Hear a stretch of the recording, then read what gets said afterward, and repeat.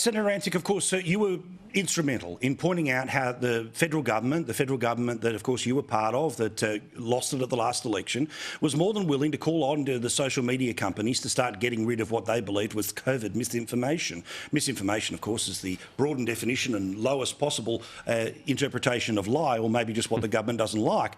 Well, get ready for the federal government to introduce new measures on misinformation, where they want the tech companies to be their police, and things like voice misinformation would get you bounced off the internet.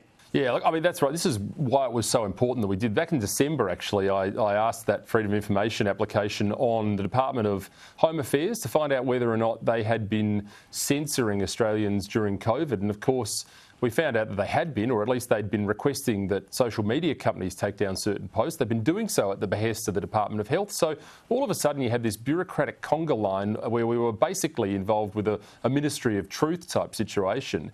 The reason that was so important is because blind Freddie can see what's coming down the pipe here. We're seeing it all over the West. It started in the US. We had the Twitter files scandal there. We've seen it in the Netherlands. We've seen it in the UK. We've seen it in New Zealand, where government departments have decided that they are the arbiters of truth, and that they are the ones that will set up those ministries of truth. That is what this new legislation that seeks to put new powers in the hands of ACMA will do if it is allowed to go through. This should be the biggest story in the front of every newspaper in the country, and I am concerned that politicians in this country and even Australians are not fighting for their freedom in this way, because ultimately misinformation will be whatever the government wants. And let's be clear about this.